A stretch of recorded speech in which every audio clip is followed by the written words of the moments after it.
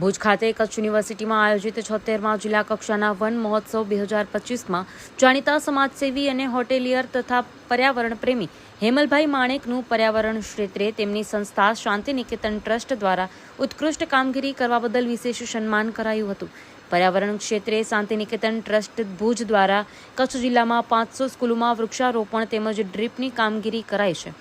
BSF camp, army કેમ્પમાં ડ્રીપની કામગીરી કરાઈ છે। સાથે સામાજિક વનીકરણ રેન્જ ભુજમાં નાગોર ગામે વનીકરણની 14,000 રોપાના પ્લોટમાં ડ્રીપની મદદ કરાઈ હતી।